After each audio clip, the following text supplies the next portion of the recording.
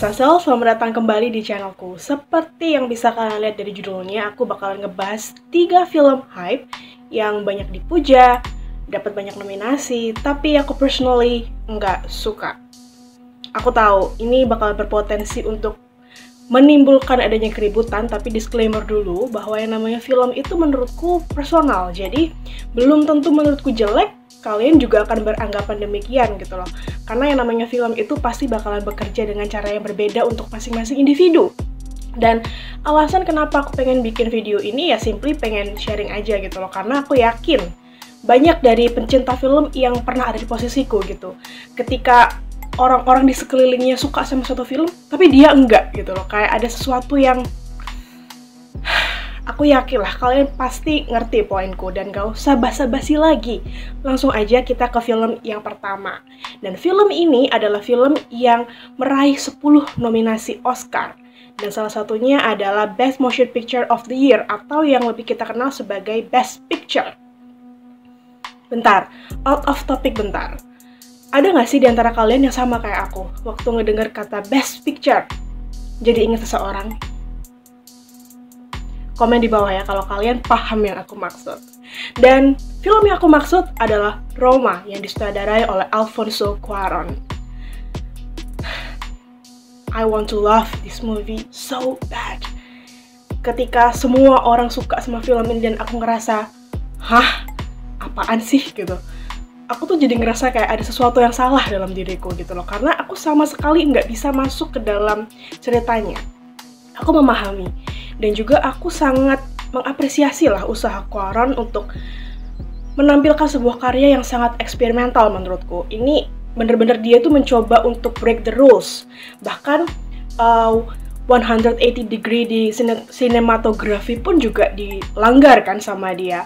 Dan ketika ada banyak filmmaker yang memilih untuk hadir dengan film sci-fi, crime, romance, dia justru malah menyoroti kehidupan atau bittersweet kehidupannya si Cleo dan juga drama kehidupan si atasannya Cleo ini. Aku ngerti poinnya, tapi aku nggak bisa merasakan apa-apa.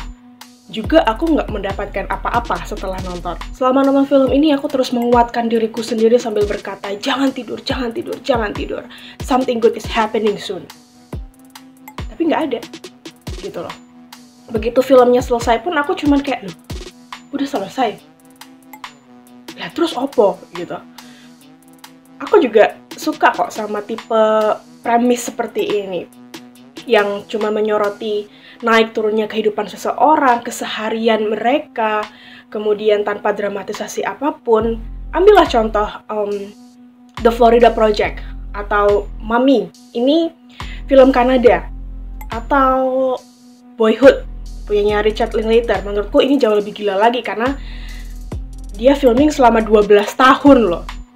Dan film-film tersebut itu memiliki hal-hal yang enggak dimiliki sama Roma.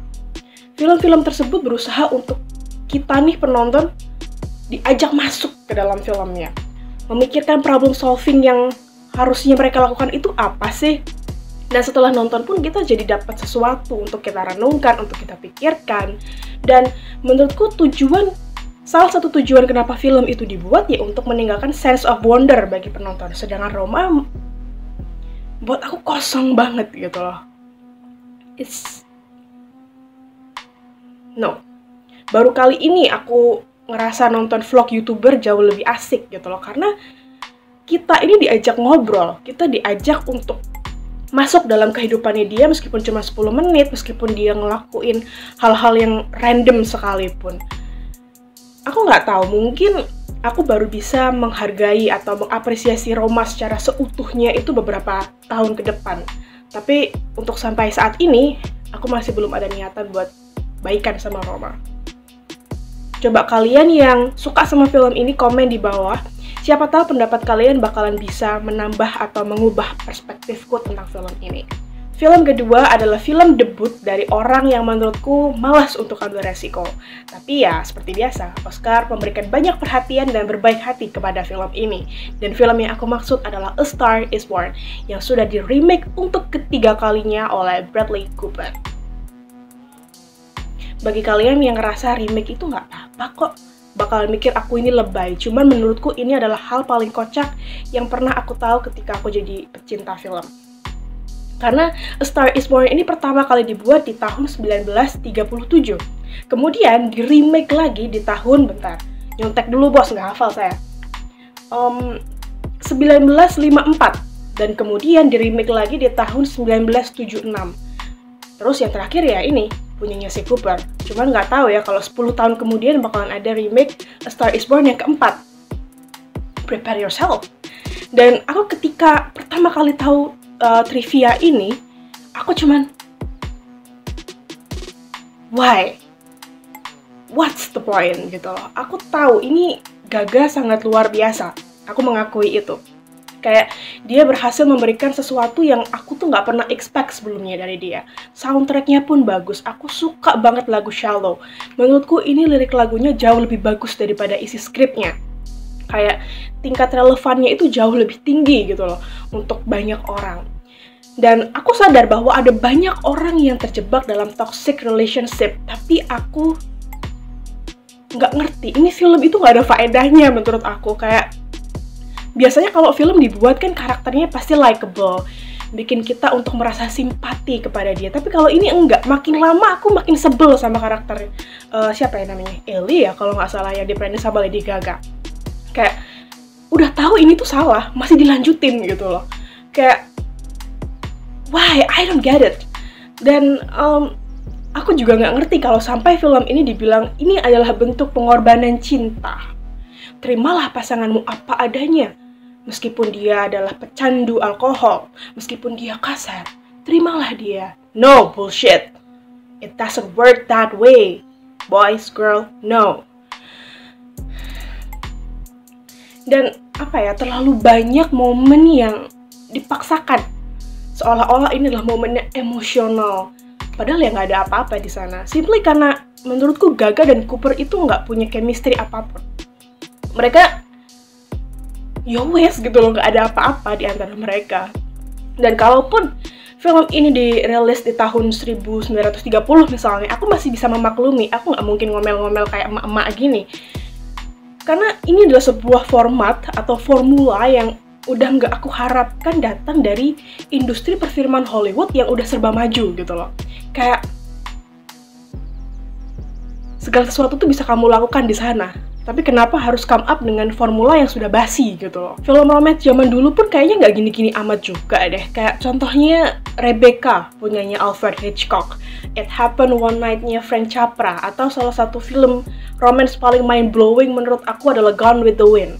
Ini segelintir film yang benar-benar mengubah cara aku memandang film romance itu. Ternyata bisa loh, sangat kompleks, dikemas sedemikian rupa dan jadi unik. Nggak melulu tentang, oh ini kisah cinta yang tragis, menyedihkan, penuh pengorbanan, minyi-minyi dan kawan-kawannya.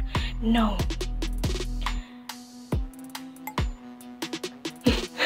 Kesel aku. Jadi ya, A Star Is Born ini menurutku cuman film mediocre dengan formula yang sudah basi, tapi berusaha untuk dikemas kembali dan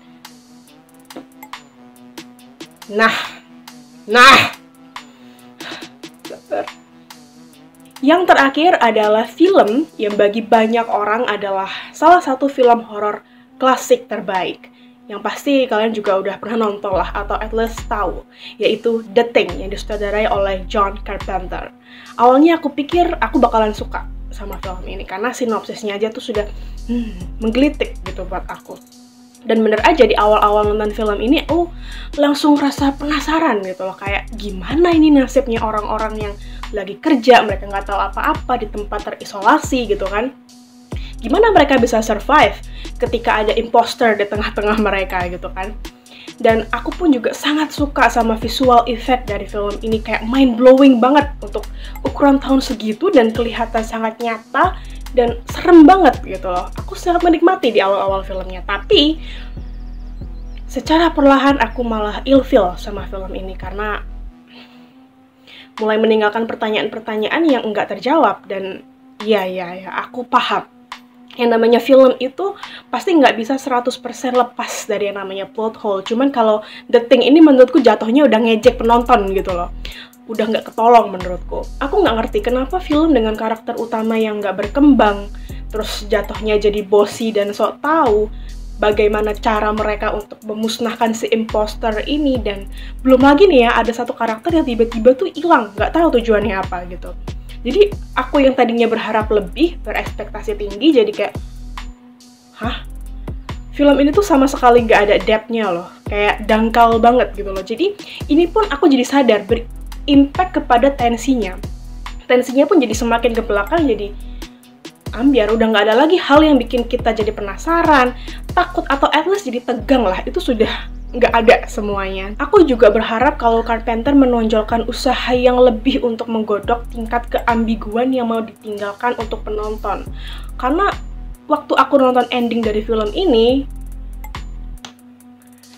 aku cuma bisa bilang, wow, lucu sekali ending dari film ini, tidak mengarah kemana-mana, tapi ya udah deh, kampai gitu kan. Udahlah, kesel aku. That's all buat video kali ini. Dan kalau kalian ada yang setuju sama aku atau mungkin nggak kontra banget sama yang aku ungkapkan, boleh silakan komen di bawah, ayo kita diskusi di sana. Dan jangan lupa juga komen film apa sih yang kira-kira orang-orang suka tapi kalian tuh nggak suka gitu. Itu bakalan jadi diskusi yang sangat menarik. And yeah, thank you so much for watching. I'll see you in the next video. Eat, sleep, movie, repeat. Bye!